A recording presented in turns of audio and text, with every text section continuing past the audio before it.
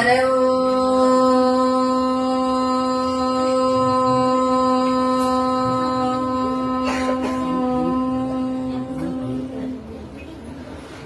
ಮೂಕಂ ಕರೋತಿ ವಾಚಾಲಂ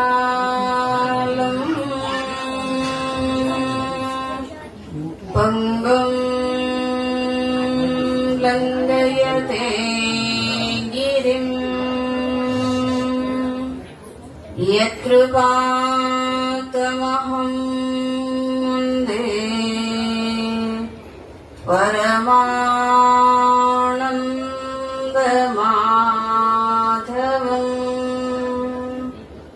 ಪರಮಾನಂದಮಾಧವಂ.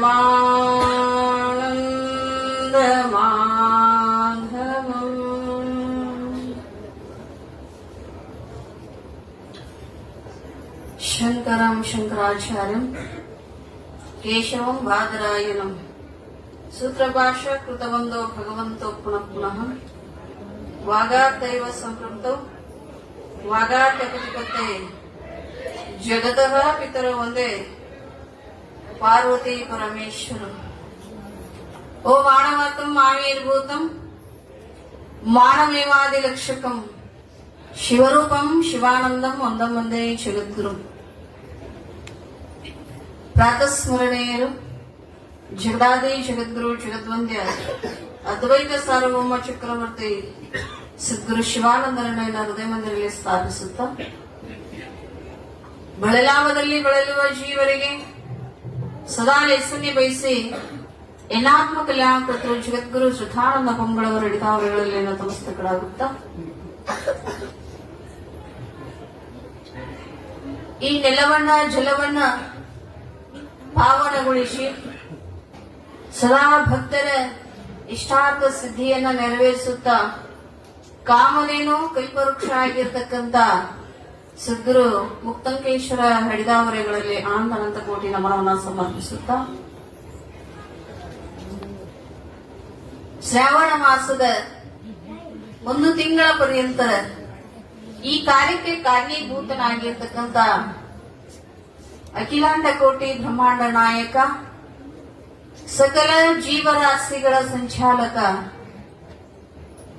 ಕೈಲಾಸಾಧಿಪತಿ ಆ ಪರಮೇಶ್ವರನಿಗೂ ಕೂಡ ಅನಂತ ಕೋಟಿ ನಮನವನ್ನು ಸಮರ್ಪಿಸುತ್ತಾ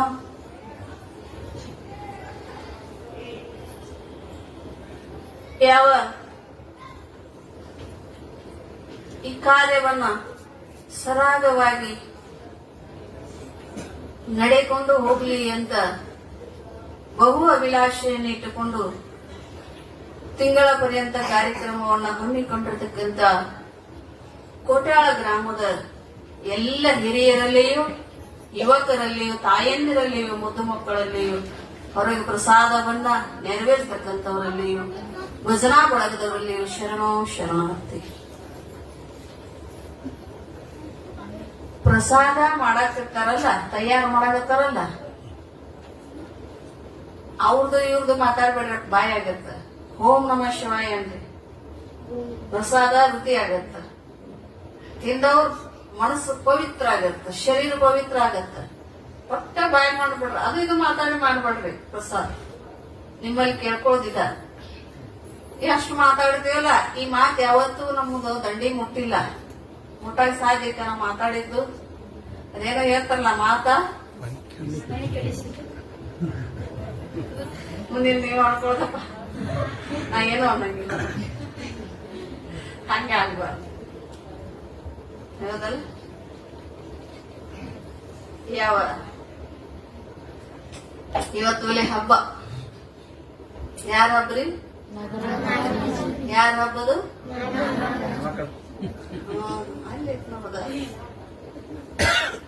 ನಾಗರದಲ್ಲಿದ ಸೋಮಣ ನಿಮಿತ್ತ ಉಂಡಿ ಮಾಡ್ಕೊಂತೀನಕ್ಕ, ಹೌದಲ್ರಿ? ಅಲ್ಲ ಇದಕ್ಕ ಹಬ್ಬ ಯಾರು? ಇವು ಹೆಣ್ಣು ಮಕ್ಕಳು. ಯಾಕೆ ಹೆಣ್ಣು ಮಕ್ಕಳ ಹಬ್ಬ ಅದು ಅಂದ್ರೆ ಅವ್ರದೇ ಆಗಿರ್ತಕ್ಕಂಥ ಚರಿತ್ರೆಗಳದಾವದಲ್ಲಿ ಹಿಂದೆ. ಸುಮ್ನೆ ಹಬ್ಬ ಆಗಿಲ್ಲ. ನೀವು ಹೋಗಿ ಕೇಳ್ಕೊಂತಿರ್ತ ಪರಮಾತ್ಮನಲ್ಲಿ, ಯಾರು ಅಣ್ಣಗಳು ಅಪ್ಪಗಳು ಹೋಗಿ ಕೇಳ್ಕೊಂಡ್ರಂತೆ ಎಲ್ಲರೂ ಹಿರಿಯರದು ಹೋಗಿ ಪರಮಾತ್ಮನಲ್ಲಿ ನಿಂತು. ಅಲ್ಲ ಭಗವಂತ, ಎಲ್ಲಾ ಹಬ್ಬಗಳು ಹೆಣ್ಣು ಮಕ್ಕಳಿಗೆ ಕೊಟ್ಟಿಯಪ್ಪ. ಯಾರಿಗೆ? ಹೆಣ್ಣು ಮಕ್ಕಳಿಗೆ ಕೊಟ್ಟಿ. ನಾವೇನು ಹಂತಾದ ಮಾಡೀವಿ ಹಂಗ? ಅಂತ ಪಾಪ ನಾವೇನು ಮಾಡೀವಿ? ನಮಗೂ ಒಂದ್ ಏನಾರ ಕೊಡ್ಲ ಅಂತಂದ್ರ ಅವಾಗ ಪರಮಾತ್ಮ ಎಲ್ಲಾ ಹಬ್ಬಗಳು ಹೆಣ್ಮಕ್ಳು ಆಚರಣೆ ಮಾಡುವಂತ ಹೋದವಪ್ಪ. ಅವರು ಒಂದು ಕ್ರಿಯಾಬದ್ಧವಾಗಿ ಆಚರಣೆ ಮಾಡ್ತಾರೆ ಎಲ್ಲಾ ಹಬ್ಬಗಳನ್ನ. ಮತ್ತ ನಿಮಗೂ ಹಬ್ಬ ಬೇಕಾಗಿತ್ತು ಅಂದ್ರೆ ನಿಮಗೊಂದು ಹಬ್ಬ ಕೊಡ್ತೀನಿ ಅಂದ್ರ ಯಾವುದು? ಹೋಳಿ ಹುಣ್ಣಿಮೆ ಕೊಡ್ತೀನಿ. ಏನಾದ್ರಿ? ಎಂತ ಹಬ್ಬ ಐತ್ರಿ ನಿಮ್ದು? ಹೋಳಿ ಹುಣ್ಣಿಮೆ ಹೊಯ್ಕೊಂಡ ಅರ್ಬಿ ಹರ್ಕೊಂಡ ಎಲ್ಲಿ ಹಾದ್ಯಾಗ ಎಲ್ಲಿ ಯಾವ ಗಟ್ಟದಾಗ ಬಿದ್ದಿರ್ತಾರೋ ಅವತ್ತ, ಹೌದಲ್ಲ, ರೋಡಿನ ಮ್ಯಾಲ ಹಬ್ಬ ಹೆಂಗದವ್ರಿ? ನೀವು ಬೆಳ್ಕೊಂಬಂದದ್ದು ಅಂಟಿ ಹರ್ಕೊಂಡ್ ಅಡ್ಯಾಡೋದು, ಇವ್ರು ಬೆಳ್ಕೊಂಬಂದದ್ದು ಕಿಮ್ಮತ್ತಿನ ಬಟ್ಟೆಗಳನ್ನ ಹುಡ್ತಾರ್ರಿ, ಪಿತಾಂಬರಗಳನ್ನ ಹುಡ್ಕೊಂಡು ಅವ್ರ ಮೈಮೇಲೆ ಎಷ್ಟು ಲಕ್ಷದ ಡಾಗಿನ್ಗಳಿರ್ತಾವ ಗೊತ್ತಂದ್ರೆ ಆಭರಣಗಳು. ಒಂದು ತೊಲಿಗೆ ಎಷ್ಟೈತಿಪ್ಪ ಈಗ? 1 ಲಕ್ಷ ಮ್ಯಾಚ್ ಐತಿ ಅಂದ್ರೆ ಒಂದ ತೊಲಿ ಐತೆ ಅಂದ್ರೆ 1 ಲಕ್ಷ ರೂಪಾಯಿ ಅವ್ರ ಕೈಲಿ ಐತಂತ. ನಮ್ಮಂದ್ರೆ ಈ ಊರ ಬಂಗಾರ ಐತಂತ ಅನ್ಸಾಡ್ತದ ನಮಗೆ. ತೊಡಗಿ ಮತ್ತು ಅದೇರಿ ಯಾರ ಮನೆಗೆ ಬಂಗಾರ ಬಾಳ ತಿಂದಾರ ಅಮ್ಮಾರ ಎಲ್ಲೋ ಅಡ್ಡಾಡಿ ನೋಡ್ಯಾರು ಹೋದ್ರ ಎಲ್ಲಾರು ಮನೆಗೆ ನಾನು ಮಾಡಬೇಡಿ. ಇಲ್ಲ, ಹೆಣ್ಣು ಮಕ್ಕಳ ಹಬ್ಬಗಳಿದೆಲ್ಲ.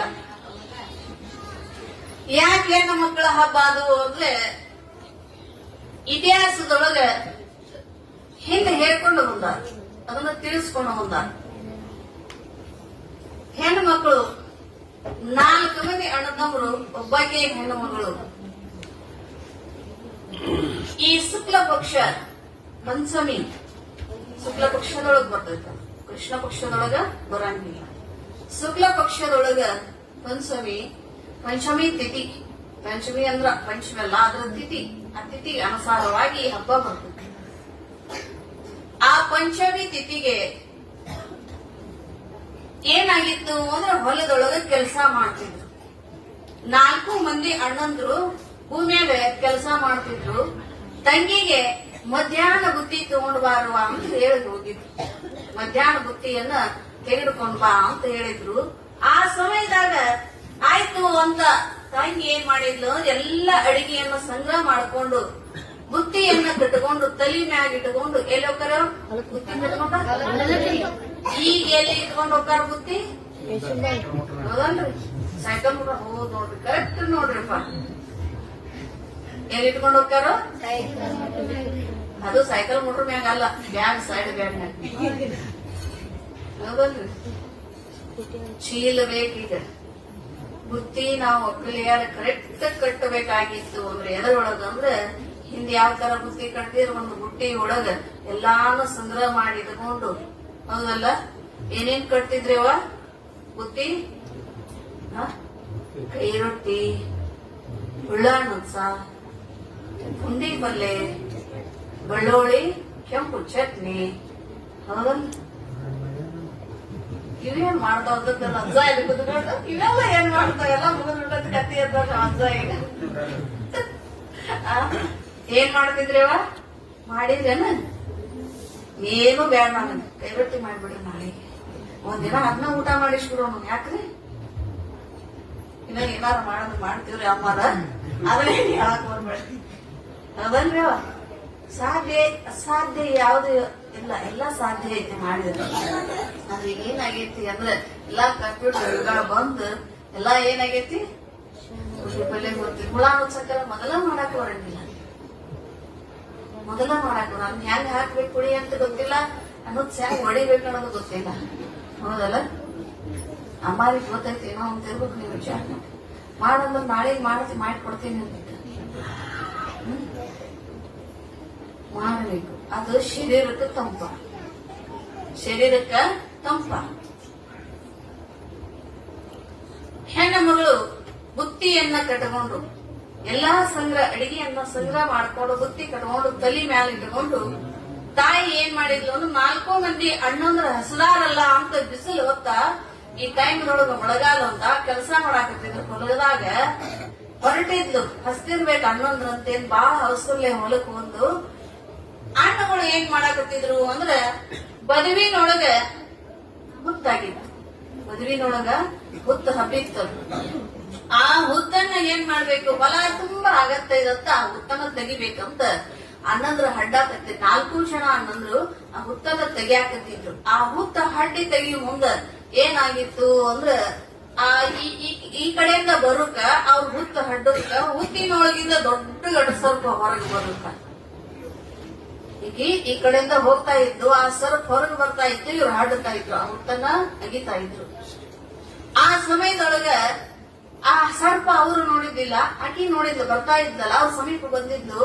ಅಣ್ಣ ದೊಡ್ಡ ಸರ್ಪ ಐತಿ, ಹಿಂದಕ್ ಸರಿ ಅನ್ನೋಕನ ಏನ್ ಮಾಡ್ತೀವಿ ಅಂದ್ರ ಅದು ಸಿಟ್ಟು ಬಂದಿತ್ತು. ಅದಕ್ಕ ಇರ್ತಕ್ಕಂತ ಯಾರಿಗ ಸಿಟ್ಟು ಬರಂಗಿಲ್ರಿ. ಈಗ ನಿಮ್ ಮನೆಯನ್ನ ಹಡ್ಡಿ ತೆಗೆದ್ರೆ ಸಿಟ್ಟು ಬರ್ತೈತಲ್ಲ, ನಿಮ್ಮ ಬರ್ತೈತಿಲ್ರಿ. ಕಟ್ಟಿದ ಮನೆಯನ್ನ ನೀವು ಹಡ್ಡಿದ ಅದು ವಾಸ ಮಾಡ್ತಕ್ಕಂತ ಮನೆಯನ್ನ ಯಾರಾದ್ರೂ ಅದಕ್ ದೋಖ ಮಾಡಿದ್ರ, ಯಾರೋ ಒಂದು ಕಲ್ಲು ತೆಗೆದು ಹೋದ್ರೆ ನಮಗ್ ಸಿಟ್ಟು ಬರ್ತೈತಿ. ಅಂತದ್ರೊಳಗ ಅದು ವಾಸ ಮಾಡ್ತಕ್ಕಂತ ಮನೆಯನ್ನ ಅವ್ರು ತೆಗೆದ ಕಟ್ ಅದ್ನೇನ್ರಿ ಹಡ್ಡಿಗೆ ಹಾಕುತ್ತಾರ. ಅದ್ ಹಡ್ಡಿ ಹೋಗಿದಕ್ಕ ತಕ್ಕಂತದ್ದನ್ನ ಅದಕ್ಕೆ ಸಿಟ್ಟು ಬಂದಿತ್ತು. ಆ ಶಿಟ್ಟಿನೊಳಗ ಹೋಗಿ ಗೋರ್ಯಾಡಿ ಹೊರಗೆ ಬಂದ್ ಏನ್ ಮಾಡ್ತಿ ಅಂದ್ರೆ ಅದು 4 ಜನ ಅಣ್ಣಂದರನ್ನ ಕಡಿತಿ. ಸರ್ಪ 4 ಜನ ಅಣ್ಣಂದರನ್ನ ಕಡ್ದಾಗ ಆ ತಾಯಿ ಅಣ್ಣಂದ್ರನ್ನ ಕಳ್ಕೊಳ್ತೀನಲ್ಲ ಅಂತ ಇನ್ನೇನ ಅವ್ರು ಇಸ ಏರಿ ಇನ್ನೇನ ಪ್ರಾಣ ಹೋಗೋ ಸಮಯ ಬಂದಿತ್ತು. ಅವಾಗ ಆ ಆದಿಶೇಷನಲ್ಲಿ ನಾಗರಾಜನಲ್ಲಿ ಪ್ರಾರ್ಥನೆ ಮಾಡ್ತಾಳ ತಂಗಿ, ನನಗೆ ಯಾರೂ ದಿಕ್ಕಿಲ್ಲ, ನನಗಿರವೇ 4 ಮಂದಿ ಅಣ್ಣಂದರು, ನೀ ಅವರ ಪ್ರಾಣವನ್ನ ತೆಗೆದುಕೊಂಡು ಹೋದಿ ಅಂದ್ರೆ ನಾ ಪರದೇಶಕ್ಕೇನಿ. ನೀನು ದೇವ ನೀನು ದೇವರಾಗಿ ಎಂದು ಬೆಳಕ ಬೇಡಿದವರಿಗೆ ಬೇಡಿದ್ದನ್ನ ಕೊಡುವಂತ ಶಕ್ತಿ ನಿನ್ನಲ್ಲಿ ಇರ್ತೈತಿ. ಅಂತದಕ್ಕೊತ್ತ ನೀ ಪ್ರಾಣವನ್ನ ತೆಗೆದುಕೊಂಡು ಹೋಗುದು ನಿನ್ ಲಕ್ಷಣ ಅಲ್ಲಪ್ಪ. ನನಗ ಅಣ್ಣಂದ್ರ ಬಾಳ ಬೇಡ, ಒಬ್ಬನಾರ ಇದ್ರೊಳಗೆ ಬದುಕಿಸು ಅಂತ ಪ್ರಾರ್ಥನೆ ಮಾಡ್ಕೊಂಡಂತ ನಾಗದೇವನಲ್ಲಿ ತಾಯಿ. ಆ ಹೆಣ್ಣು ಮಗಳು, ನಾನು ಪರದೇಶಕ್ಕೇನಿ, ನಾನು ಒಬ್ಬ ಅಣ್ಣನಾರ, ನೀವು ನನಗ ಬದುಕಿಸಿ ಕೊಡು ಅಂದಾಗ ನಾಗರಾಜನಲ್ಲಿ ಕರುಣೆ ಹುಟ್ಟಿತ್ತ. ಆ ಕರುಣೆ ಹುಟ್ಟಿದಾಗ ನಾಗರಾಜ ಏನ್ ಮಾಡಿದ್ದ, ಎಲ್ಲಿ ಕಚ್ಚಿದ್ದಲ್ಲ ಆ ಜಾಗಕ್ಕೆ ಹೋಗಿ ಬಿಟ್ಟಿರ್ತಕ್ಕಂತ ವಿಷವನ್ನ ವಾಪಸ್ ತಕೊಂಡು ಆ ಪ್ರಾಣದಾನವನ್ನ ಮಾಡಿದಂತ ಅವತ್ತ ನಾಗರ ಪಂಚಮಿ ಆಗೈತಂತಿದ್ರು. ಅವತ್ತೇ ನಾಗರ ಪಂಚಮಿ ಆಗೈತಂತ. ಒಂದೊಂದು ಕಡೆ ಅಣ್ಣ ತಂಗಿ ಎಲ್ಲಾರು ಕೂಡಿ ನಾಗವಕ್ಕೆ ಹಾಲು ಎರಿತಾರ. ಇದೇನ್ ಮಾಡ್ತಾರೆ, ಹೆಣ್ಮಕ್ಳು ಅಷ್ಟ ಹೋಗ್ತಾರೆ. ಈ ಹಬ್ಬ ಹೆಣ್ಮಕ್ಳದಷ್ಟ ಅಲ್ಲ, ಗಂಡ್ಮಕ್ಳದು ಇದು ಹಬ್ಬ. ಅಣ್ಣ ತಂಗಿ ಹೋಗಿ ನಾಗರಾಜನಿಗೆ ನಾಗದೇವನಿಗೆ ಏನ್ ಮಾಡ್ತಾರೋ ಹಾಲನ್ನ ಎರೆದು ಬರ್ತಾರ. ಅಲ್ಲಿ ಅಂತೀರ್ ನೋಡ್ರಿ, ನೀವ್ ಏನಂತೀರಿ, ಹಾಲು ಹಾಕೋ ಮುಂದ ಯಾರ್ಯಾರು ಅಂತಾರಿಲ್ಲ, ನಮ್ ಕಡೆ ಅಂತಾರ. ಮತ್ತೆ ನಮ್ಮ ಅವ್ವನ ಪಾಲು, ನಮ್ಮ ಅಪ್ಪನ ಪಾಲು, ನಮ್ಮ ಅಣ್ಣನ ಪಾಲು, ನಮ್ಮ ತಮ್ಮನ ಪಾಲು, ನನ್ನ ಗಂಡನ ಪಾಲು, ನಮ್ಮ ಮೈದನ ಪಾಲು, ಹೌದಿಲ್ರಿ ಅಂತಾರಿಲ್ರಿ. ಇದನ್ನ ಯಾಕೆ ಬೇಡಕತ್ತಾರವ್ರು? ಅವನಲ್ಲಿ ಏನೈತಿ ಅಂದ್ರ ಬದುಕು ಸ್ವಭಾವನೂ ಐತಿ, ನಮ್ಮ ಪ್ರಾಣವನ್ನು ತಗೊಳ್ಳೋ ಸ್ವಭಾವನೂ ಐತಿ. ಅದಕ್ಕಾಗಿ ಅದ್ರ ಅವನಲ್ಲಿ ಏನ್ ಕೇಳ್ಕೊತಾರು ಅಂದ್ರೆ, ಇಷ್ಟೆಲ್ಲ ನಾವು ನಿನ್ನ ಸಮರ್ಪಣೆ ಮಾಡಿವಪ್ಪ, ನೀ ವರ್ಷಕ್ಕೊಮ್ಮೆ ಬರ್ತೀನಿ, ಶಾಂತನಾಗಿ ನಮ್ಮನ್ನು ಕಾಡದೆ ಎಲ್ಲೆಲ್ಲ ನಮಗ ಕಾಣಿಸಿ ನಮ್ಮ ಶಕ್ತಿ ಕುಂದಿಸಲಾರ್ದನೆ ನಮಗ ಧೈರ್ಯವನ್ನ ಕೊಡು, ನಮ್ ಧೈರ್ಯವನ್ನ ಕುಂದಿಸ್ಬೇಡ ಅಂತ ಅವನಲ್ಲಿ ಪ್ರಾರ್ಥನೆ ಮಾಡ್ಕೋತಾರ. ಈ ಶುಕ್ಲ ಪಕ್ಷ ಪಂಚಮಿ ಎಂದು ಎಲ್ಲಾ ಜನರು, ಯಪ್ಪ ನಿಮ್ಗೆ ಉಳಿವಿನ ಅಷ್ಟ ಇದು ಐತಿ, ನೀವು ಹಾಲು ಒಯ್ಬೋದು, ಈಗ ಹೋಗಿ ನೀವು ಹಾಲು ಒಯ್ಬೋದು, ಅಣ್ಣ ತಂಗಿ ಹಾಲು ಒಯ್ಬೇಕು. ಇನ್ನೊಂದು ಇತಿಹಾಸ ಏನೈತಪ್ಪ ಅಂದ್ರೆ, ಮಹಾಭಾರತದಲ್ಲಿ ಪರೀಕ್ಷಿತ ರಾಜನಿಗೂ ಕೂಡ ಸರ್ಪ ಕಚ್ಚಿ 7 ದಿನದಲ್ಲಿ ಸಾಯ್ಬೇಕಂತಿತ್ತು. 7 ದಿನದಲ್ಲಿ ತಂದೆ ಸತ್ತ ಅಂತ ಪರೀಕ್ಷಿತ ರಾಜನ ಮಗ ಜನಮೇಜಯ ಅವನಾದ್ರೂ ಕೂಡ ಏನ್ ಮಾಡ್ತಾನೋ ಅಂದ್ರೆ ಈ ಸರ್ಪ ಯಜ್ಞ ಅಂತ ಮಾಡ್ತಾನ. ತಕ್ಷ ಯಜ್ಞ ಅಂದ್ರೆ ಸರ್ಪದಲ್ಲಿ ಮಹಾರಾಜ, ಎಲ್ಲಾ ಸರ್ಪಗಳಲ್ಲಿ ಮಹಾರಾಜ. ಆ ತಕ್ಷ ಯಜ್ಞ ಮಾಡುವಾಗ ಈ ಭೂಮಂಡಲದಲ್ಲಿ ಎಷ್ಟು ಸರ್ಪಗಳದಾವೋ ಅಷ್ಟೂ ಸರ್ಪಗಳ ಬಂದು ಏನ್ ಮಾಡ್ತಾವು, ಯಜ್ಞ ಕುಂಭದಲ್ಲಿ ಬೀಳ್ತಾವ. ಯಜ್ಞ ಮಾಡುವಾಗ ಯಜ್ಞ ಕುಂಡದಲ್ಲಿ ಬಂದು ಬೀಳ್ತಾವ. ಆಹ್ವಾನ ಮಾಡ್ತಾರೆ ಆ ಮಂತ್ರಗಳನ್ನ ಅಂದು. ಆ ಮಂತ್ರ ಯಾವುದೇ ಮಂತ್ರಗಳಲ್ಲಿ ಆಗ್ಲಿ, ನಾವು ಯಜ್ಞವನ್ನು ಮಾಡುವಾಗ ಯಾವ ಮಂತ್ರ ಅಂತೀವಲ್ಲ ಅದು ಸಕ್ಸಸ್ ಆಗುತ್ತೆ. ಯಾಕೆ ಯಜ್ಞಗಳನ್ನ ಮಾಡ್ತಾರ, ಯಾಕೆ ಮಾಡ್ತಾರ್ರಿ? ನಮ್ಮ